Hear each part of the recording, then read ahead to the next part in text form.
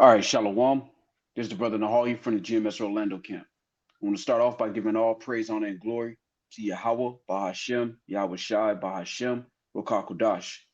Double honors to the apostles and the elders of Great Millstone, who are the elders of Yasha Allah, and a sincere salutation to all you Akim, who are preaching this word and believing this word, and to the Akwath who will believe in this word, and all true and in sincerity. Yahweh is the name of the one they ignorantly call God. Yahweh Shai is the name of the one they ignorantly call Jesus. Bahashem is in the name, Rakah is spirit, Kodash is holy, Akyam is brothers, Akwath is sisters, Shalom means peace, and Yasha Allah is Israel in the ancient Paleo Hebrew. All right, I want to go into a lesson based on this clip, as well as another clip that I have of the hypocrisy of Esau Edom, all right, the so-called white man as a nation of people. All right, and this is why you can't feed into the media too much, because again, there's a delusional mindset coming from Esau Edom, the so-called white man, when it concerns judgment. All right, that's why the scriptures describe him as a hypocrite. And I'll get that really quick. This is Job chapter 20 and verse 4. Knowest thou not this of old, since man was placed upon earth, that the triumphing of the wicked is short, and the joy of the hypocrite but for a moment? Because you have to look at their track record. All right. And what you find out is when you go into the media and you deal with these Edomites that are in high places, they hold tragedies that happen to them at high regard compared to other people. All right. When you deal with the Iranian attack, you know, they were provoked. They had a reason to attack, and they didn't kill anybody. You know, when you deal with this Iranian attack, and you're going to see this interview, this guy is talking about how devastating the attack was, when the attack that Israel did to provoke this actually killed people. And it shows you that Esau, Edom, the so-called white man, as a nation of people, they feel like their blood is more precious than everybody else on the planet. All right. You have these arguments of American exceptionalism, you know, but the scriptures tell us that the Edomites as a nation of people have an exceptionalist mindset. They think that they're better than everybody. All right. They think that they're more precious than everybody. And this is what you see when you look at the news. All right. On one end, they'll defend certain things, and on another end, all right, they'll condemn it. All right. And it's not equity. It's not unbiased judgment. All right. And you're going to see it in this interview. So I'll just get to the point, Lord willing.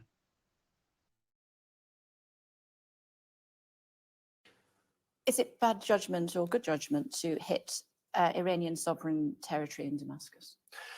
That was that's something the Israelis decided to do. We haven't made a. I know. Well, I'll answer the question, which is I can completely understand the frustration the Israelis feel when they look at the Iranian Revolutionary Guard and they look at the terrible things that they have done all over the world, including the support they give to Hamas. And of course, Hamas were responsible for October the 7th, and that is where all of this begins. So you can completely understand the frustration.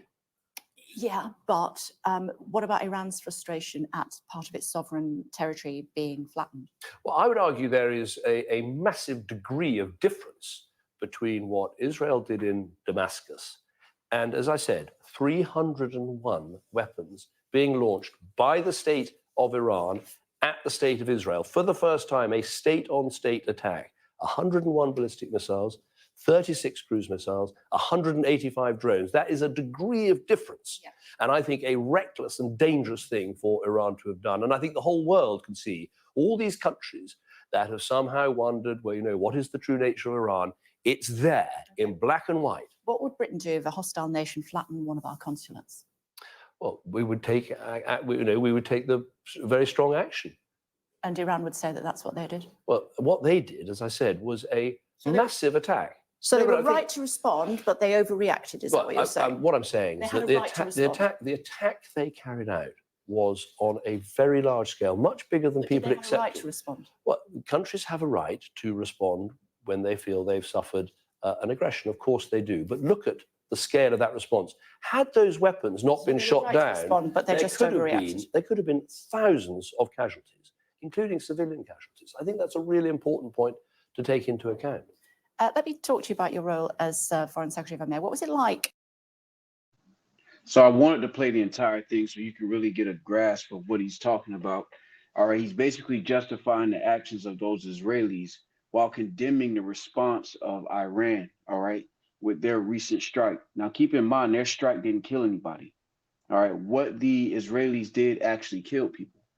All right, and I want to grab this really quick. This is just an article to just touch on it real quick. And this is from The Guardian. And the title is Why Israel's Attack on Iranian Consulate in Syria Was a Game Changer. Now, when you go down here, I'm just going to get the point. It says the large-scale attack by Iran on Israel may have passed with relative little damage, but it marks a significant transformation in the conflict between the two enemies. A war that has long been fought through proxies, assassinations, and strikes away from Israeli soil, often in third countries, has spilled into the open. While senior Israeli officials have framed this weekend's Iranian attack as revealing the true face of Tehran, the reality is that the proximate cause was Israel's misjudgment in its strike on Iranian diplomatic compound in Syria that killed two senior Iranian generals, among others. All right, so the initial strike that Israel did on Iranian um, sovereignty, basically, is it actually killed people. All right. And what you saw was Esau Edom, all right, tap dance around the fact that they're hypocritical in their policies. All right. And the whole world is witnessing this. All right. They'll tell us, Negroes, Latinos, and Native Americans, to forget about the past. All right. They'll tell us to turn the other cheek. But at the same time, when people do things to them, they get revenge.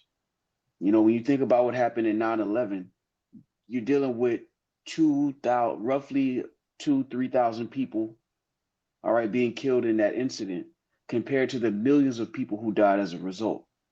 They didn't accept an apology. They didn't turn the other cheek. All right. And the Lord is saying, now what you've done in the earth is going to come back to haunt you. All right. And this is why Job 20:5 reads that the triumphing of the wicked is short and the joy of the hypocrite but for a moment. Though his excellency mount up to the heavens and his head reach unto the clouds, yet he shall perish forever like his own dung. They which have seen him shall say, where is he? See, the reason Esau can try to put this song and dance on and push this narrative out like they're the good guys in the movie is because they have the space to do it. The Lord has given them the earth, and they have the ability to push their own narrative across the planet. This is why they can pick and choose who's deemed a terrorist and who isn't, while simultaneously bombing and robbing people of their resources. All right, this is Job 9:24. It says, the earth is given into the hand of the wicked. He covered the faces of the judges thereof. If not, where and who is he? All right, now when you look at their actions as a nation of people, and I want you to take a moment to really think about it.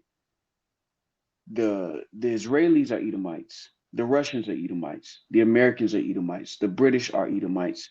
The Australians are Edomites. All right. All of these nations, these European nations, all right, the South African, the so-called white men in South Africa are Edomites, the Dutch. All of these are one nation of people. Now, when you put all of their crimes together in one pot, the scriptures is saying, if this ain't the wicked, where and who is he? And it's the same person who's now telling people who is and who isn't a terrorist. The way they conquered and the way they sustained power was through treachery.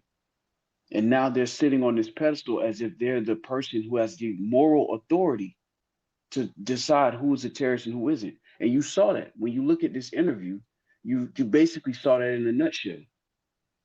They don't regard the lives of so-called black, so-called brown people on the earth, whether it's Israelites, Negroes, Latinos, and Native Americans, or any other nation of people. Because what they're doing to those Ishmaelites over there in the land of Gaza, all right, is clearly a crime. But it shows you the hypocrisy in foreign policy, and the world is waking up to this, man. All right. Matter of fact, let's go here. Then I want to grab another video that I have. It's kind of old, but it's a good one. All right, this is Habakkuk chapter 2. And I want to jump down to 4. It says, behold, his soul which is lifted up is not upright in him, but the just shall live by his faith. Yea, also because he transgresseth by wine, he is a proud man, neither keepeth at home, who enlargeth his desire as hell, and is as death, and cannot be satisfied, but gathereth unto him all nations, and heapeth unto him all people. Shall not all these take up a parable against him, and a taunting proverb against him, and say, Woe unto him that increaseth that which is not his? How long? And to him that ladeth himself with thick clay. So now you're starting to see nations take up this parable, because it's pretty obvious to everybody that this is hypocrisy. And the other nations are seeing this. They're waking up to it. This is why you have so many nations going to the Russians. And now keep in mind they're Edomites as well, but because of the hypocrisy of Esau, everybody's looking for another way, because they're seeing how his ways are. His ways are unequal. There's no equity in his judgment. All right. This is in the NLT, Habakkuk 2 and 6 says, But soon their captives will taunt them. They will mock them, saying, What sorrow awaits you thieves? Because they'll sit with these suits and these ties and pretend like they're righteous and mighty. But how did they get there? Why is the British Museum so famous? Why do they have all of these relics in the British Museum? Where did they get them from? How did they get them? You know, they put on these hair gel and they put on these suits and then they pretend like they're not thieves. And the world is waking up to it. And then they're crying victim, but the world is seeing it. The beauty of what the Lord is doing in these last days is you can't hide these things. These things are being poured out. The Lord said he would make them bare. All right. Matter of fact, before I go into that video, the other video I have, I'm going to continue at verse 7. It says, Shall they not rise up suddenly that shall bite thee, and awake that shall vex thee, and thou shalt be for booties unto them? Here's the point, because thou hast spoiled many nations, all the remnant of the people shall spoil thee, because of men's blood, and for the violence of the land, of the city, and of all that dwell therein. Woe to him that coveteth an evil covetousness to his house, that he may set his nest on high, that he may be delivered from the power of evil. Thou hast consulted shame to thy house by cutting off many people, and hast sinned against thy soul. For the stone shall cry out of the wall, and the beam out of the timber shall answer it. Woe to him that buildeth a town with blood, and establisheth a city by iniquity. And this is exactly how they got where they are. And now they're trying to prop themselves up as the solution to all these problems that they've created. They're trying to prop themselves up as the good guy in the movie. You know, I love to do this comparison. They like to say that they're Superman, but really, when you watch that show, The Boys, they're Homelander. You know, they put this smile, this veneer smile on, and they pretend as if they're innocent, but behind closed doors, they've done treachery and are still doing it. And this is why the scriptures talk about the joy of the hypocrite being for a moment. This is why Esau's judgment has to be public. All right. This is why it's not going to be a private judgment. It's going to be public, because the world has witnessed his acts. They're going to have to witness his consequence. All right. And this is why he's being made bare first, meaning he's being exposed. Everywhere you turn, people are calling out Esau, Edom, the so-called white man, for their hypocrisy, for their unrighteous dealings. And it's really reached the Heavenly Father's ears. And that's why the scriptures talk about their iniquity have reached unto heaven, because the Lord is beginning to visit them. All right, continuing. I want to jump down to this point. At verse 16, it reads, Thou art filled with shame for glory. Drink thou also, and let thy foreskin be uncovered. The cup of the Lord's right hand shall be turned unto thee, and shameful spewing shall be on thy glory. And that's exactly what you have. You have to think, right? This man is being confounded by an Edomite woman on their own platform. Sky News is a British platform, I believe. And he's being confounded by his own people, bringing out the hypocrisy. It's being seen for everybody. Everybody's able to see this. All right. I want to go back to this point in this video. Bad judgment or good judgment to hit Iranian sovereign territory in Damascus? To happen, and I'm very pleased he said that. Is it bad judgment or good judgment to hit Iranian sovereign territory in Damascus? Look, that was That's something the Israelis decided to do. You're We right. haven't made a. I know. Well, I'll answer the question, which is I can completely understand the frustration the Israelis feel when they look at the Iranian Revolutionary Guard and they look at the terrible things that they have done all over the world, including the support they give to Hamas. And of course, Hamas were responsible for October the 7th, and that is where all of this begins. So you can completely understand the frustration. Yeah, but what about Iran's frustration at part of its sovereign territory being flattened? Well, I would argue there is. Now look at how she flipped that conversation. She said, "What about the Iranians' frustration?" Keep in mind, people died at what those Israelis did. People died in that. All right. The Iranian response, when you look at it, it was really just generally speaking, it was really the Iranians saying, "Look, if we wanted to, we could do this. We could hit y'all. We can get through the Iron Dome if we wanted to. We just want to show y'all we have the ability to do it." That was really the statement they were making. They could have killed people. They were well within their right to kill people behind what was done because their sovereign territory was attacked. But instead, they showed great restraint, which shows you that the spirit of the Lord is going to drag these nations into war because they really don't want war. But the Lord's going to have to put the spirit on them to do it. They're trying to avoid it at all costs, but you can't resist prophecy because according to prophecy, World War III is going to happen, man. All right, so I want to continue. There is a massive degree of difference between a massive degree. Iran's frustration at part of its sovereign. Yeah, but what about Iran's frustration at part of its sovereign territory being flattened? Well, I would argue there is a massive degree of difference between what Israel did in Damascus and, as I said, 301 weapons being launched by the state of Iran at the state of Israel. For the first time, a state-on-state attack. 101 ballistic missiles, 36 cruise missiles, 185 drones. That is a degree of difference. Yeah. And I think a reckless and dangerous thing for Iran to have done. And I think the whole world can see all these countries that. Now, see the hypocrisy in that, right?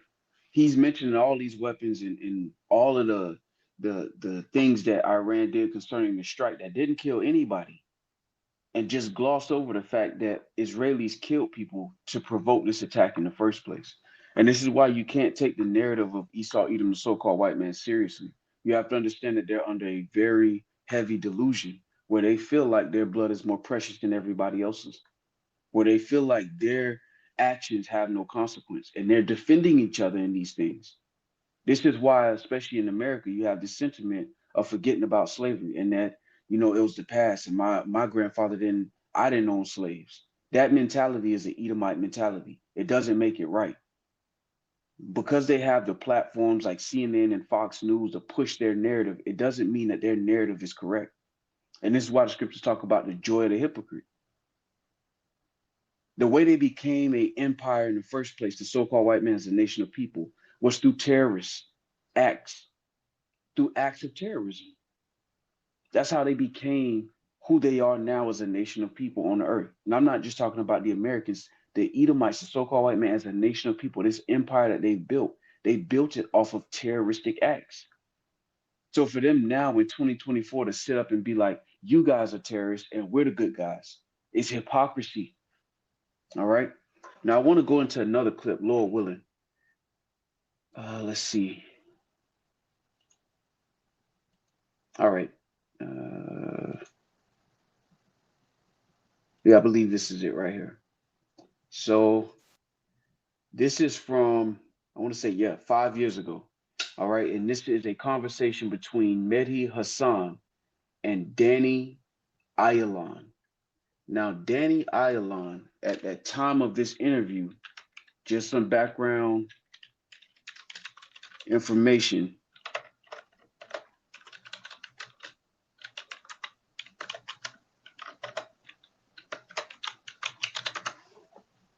Danny Ayalon was an Israeli diplomat. I don't think he's in office now, but he was an Israeli diplomat, columnist, and politician. He served as deputy foreign minister and as a member of Knesset. He was the Israeli ambassador to the United States from 2002 until 2006. So he's a part of government. He was a part of government from 2002 until 2006. All right. And this is a conversation that he's having with a famous journalist. All right. And if you look up this guy, Medhi Hassan, he has a lot of good interviews, really pushing back on these Israelis and these Edomites. All right. But I just want to go into this, Lord willing, just these few clips on this one, just to point it out. All right. You have to understand that's why we don't look for the validation of Esau Edom. All right, because this is their thought process. This is how they think. All right, they're not pretending. They're really slow for real. They think like this. All right, out of one side of their mouth, they'll look at and condemn other people for doing the same things that they've done.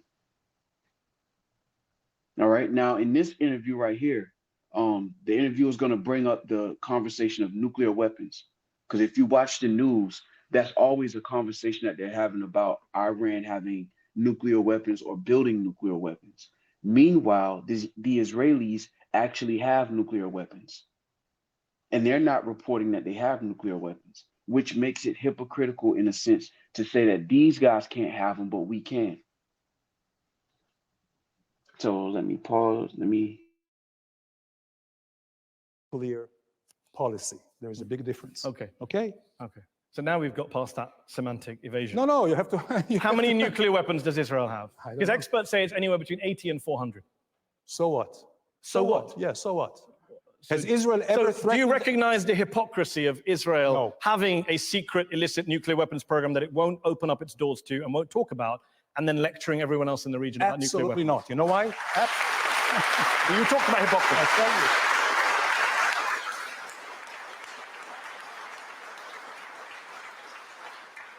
So let's start with the legal and formal. Yeah. Israel has never been a member, a signatory of the NPT, so we are not breaking any rules. Iran was, Iraq was, hilarious. Syria is, and they all try to cheat. So Number we one. never recognized the laws in the Secondly, first place. no. Okay, Secondly, good get up. Israel is the only country in the world who has been, right, threatened to just erase them. There is only one Jewish state in the world. Less than 1/3 of 1% of the entire Middle East. There are 22 Arab countries, 57. What do you want from us? And they're all trying to gang up on us. It's not like you're just minding your own business, this kind of Norway in the Middle East with nuclear weapons. Has Israel ever threatened to erase and attack any country? I think you'll find plenty of pretty genocidal statements from Show Israeli it, leaders. show it to me. Shimon Iran- Peres said in response to Mahmoud Ahmadinejad that we could wipe Iran from that. Iran has every day threatening to I'm erase not talking Israel. about off the Iran. map. I'm asking about Israel's nuclear Saddam program. Hussein said he would burn the entire country of Israel. Okay. Assad, Hamas. Okay. You know what? Even members of Israeli Knesset, It's very the clear. Arab countries. Danny, Yeah. I'll ask again. We've gone off on a lovely diversion, which you're the master of. How many nuclear weapons does Israel have? I don't know. By the way, another diversion, which I have to say. No. I have to You say. can't pre-announce your diversions. Let me. All right, so that's enough on that one. So I want to grab some scriptures, but it shows you, all right, the mentality of these Edomites. And that's why ultimately, you don't hold the media and the things that you hear in the media, you hold those things, you filter them through the scriptures with multiple sources, because these Edomites have a way with their words of twisting and distorting reality. All right. These guys over there in the land of Israel, they have nuclear weapons, and they're going around and parading as if they're the victims while perpetrating acts of atrocities on other nations of people. And this is the so-called white man's MO as a whole. This is just one example of many. All right, so let's get some scriptures and then I'll close out. All right, this is Job chapter 27, and I'll start at verse 7. It reads, "Let mine enemy be as the wicked, and he that riseth up against me as the unrighteous. For what is the hope of the hypocrite, though he hath gained, when Yahweh Shema Shai taketh away his soul?" Because you can't get around the Lord. You can put that narrative out there for people, and people may believe you, but you can't get past Yahweh Shema Shai. All right, and this is why the Lord is not going to allow this judgment to. He said for these reasons, he's not going to turn back the judgment. All right. Matter of fact, let's go here.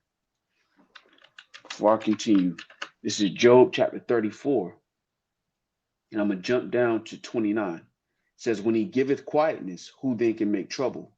And when he hideth his face, who then can behold him? whether it be done against a nation or against a man only, that the hypocrite reign not, lest the people be ensnared. All right. And when you go into this in the NLT, Job 34:30 reads, he prevents the godless from ruling so they cannot be a snare to the people. Because right now, Esau, Edom is a snare. People have seen what he's done on the earth, and they haven't seen the consequence. So the consequence is going to be public. Is what it is when the Lord says he's going to make Esau bear. It's not just exposing him, but it's also witnessing his judgment and the consequences for what he's done on the earth. See, these little media interviews that they get trained, you have to go through media training when you're a liar. This is why these politicians are so refined at interviews. These interviews are curated, and it's curated to push out a certain narrative that makes Esau, Edom, the so-called white man, look like the good guy, regardless of what history tells you. And this is why the Lord is not going to leave this guy unpunished. All right, so this is Job 27, and I want to jump down to verse 13. You know what? Let's start at 11. I will teach you by the hand of Yahweh Shemel Shai, that which is with the Almighty will I not conceal. Behold, all ye yourselves have seen it. Why then are ye thus altogether vain?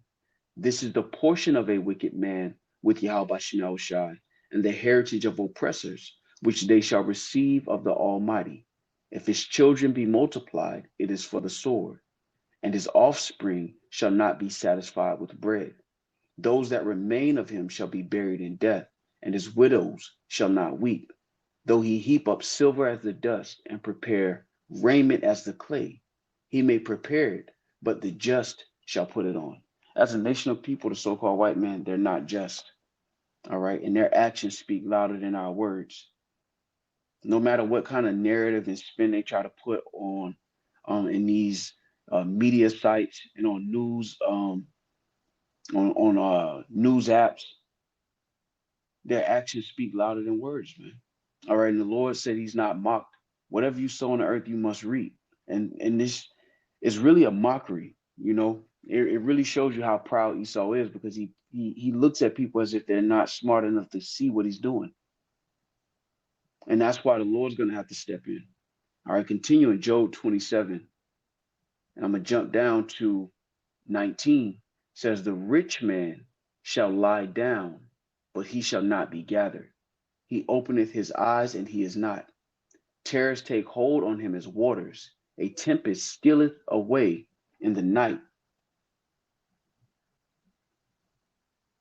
The east wind carrieth him away, and he departeth, and as a storm hurleth him out of his place. For Yahweh Shemel Shai shall cast upon him, and not spare. He would flame flee out of his hand. Men shall clap their hands at him, and shall hiss him out of his place. Because right now, you're starting to see nations rise up, all right, whether it's against America or, the Israelis. And they're starting to rise up and say, look, like this is backwards. This is hypocrisy. All right, even this guy in this interview called it out very plainly that this is hypocrisy. All right, well, the time of them glorifying themselves is coming to an end, man. All right, this is Psalm 73 and 18. And it reads, you know what? I'll start at 16. When I thought to know this, it was too painful for me until I went into the sanctuary of Yahweh Shemel Shai.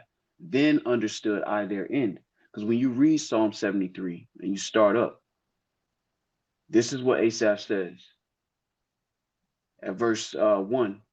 Truly, God is good to Israel, even to such as are of a clean heart. But as for me, my feet were almost gone. My steps had well nigh slipped, for I was envious at the foolish when I saw the prosperity of the wicked. So he saw, for example, most of our people, they look at the so-called white man and they emulate him.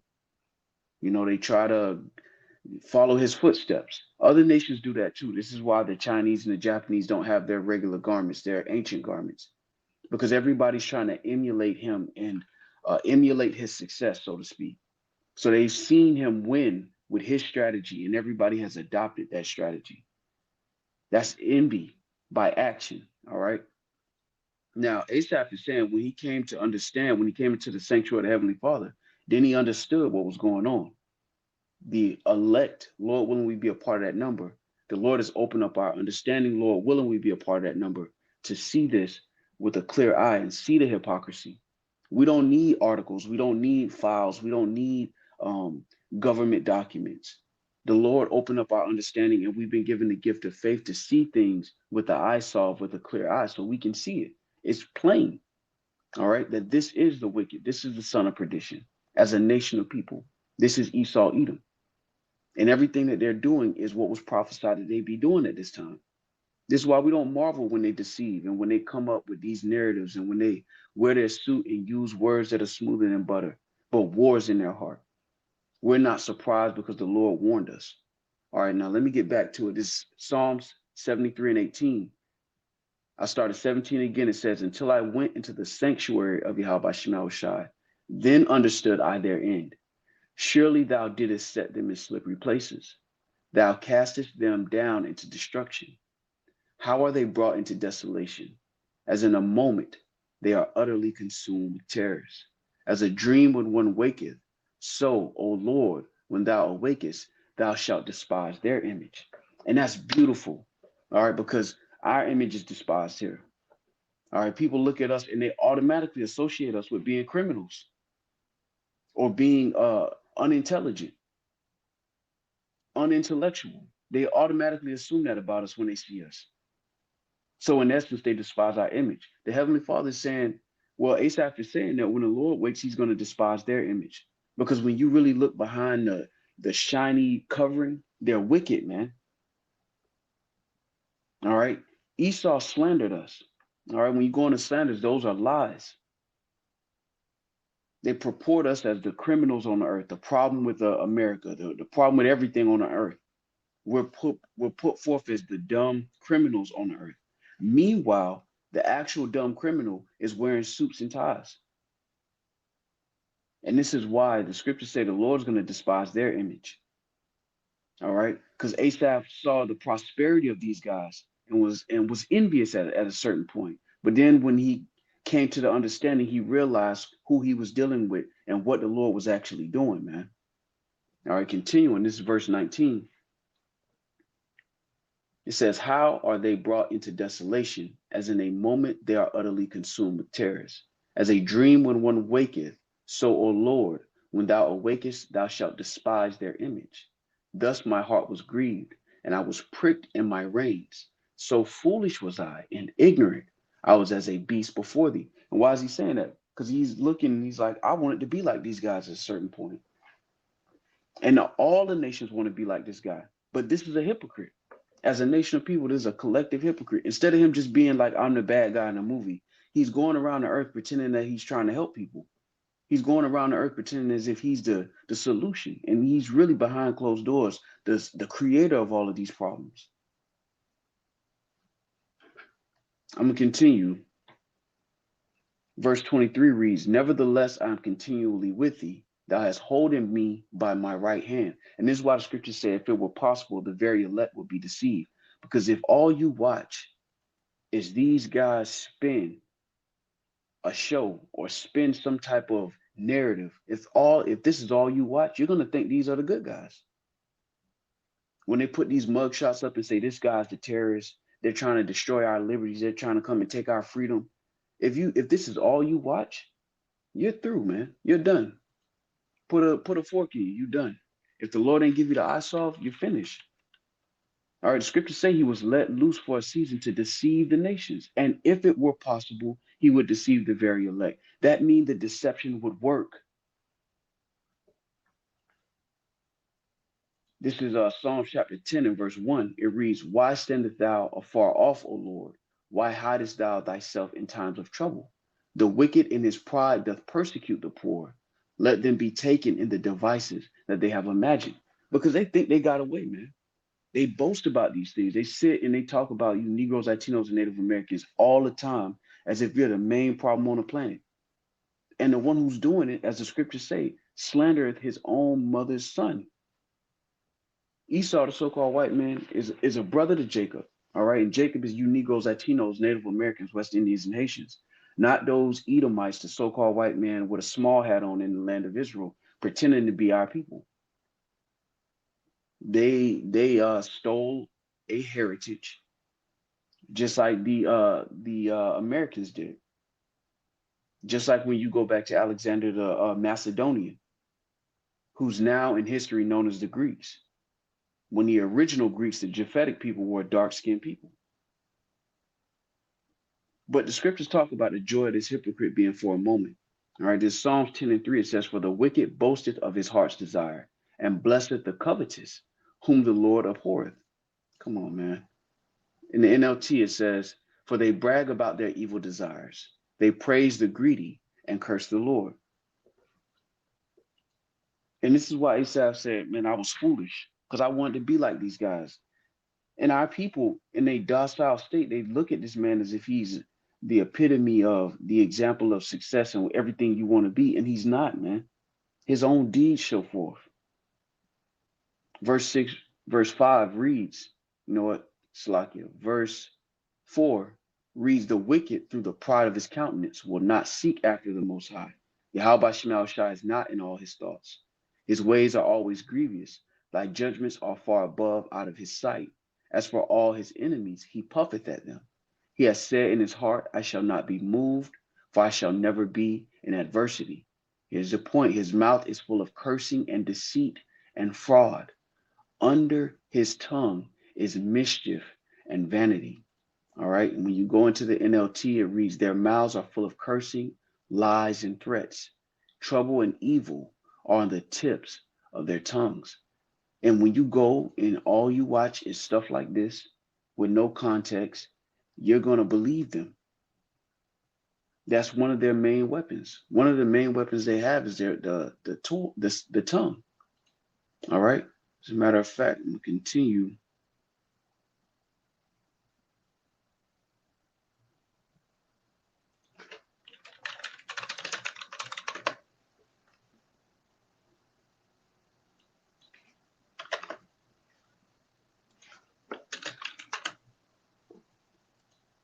Matter of fact, I'm going to go here. So this is Psalms chapter 55 and verse 20. It reads, "He hath put forth his hands against such as be at peace with him. He hath broken his covenant. The words of his mouth were smoother than butter, but war was in his heart. His words were softer than oil, yet were they drawn swords." Amen. That's why through the spirit and power of Yahweh Shema Shah, the joy of this hypocrite is about to be cut off, man. But before that happens, he has to be exposed. And this is why Esau is a heavy topic concerning prophecy. You have camps that talk about, we ain't talking about Esau no more.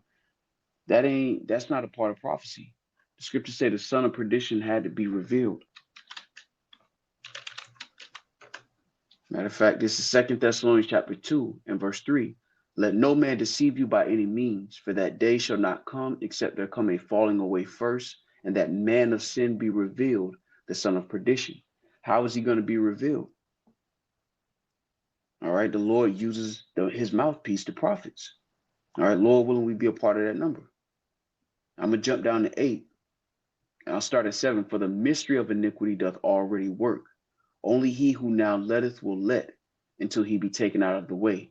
And then shall that wicked be revealed, whom the Lord shall consume with the spirit of his mouth, and shall destroy with the brightness of his coming." So Esau has to be exposed first, and that's exactly what's happening. All right, so Lord willing, this was edifying. With that, I want to give all praise, honor, and glory to Yahweh, Bahashem, Yahweh Shai, Bahashem, Wakakodash.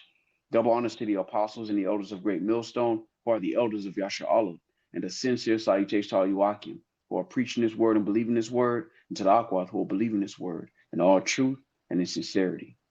Shalom.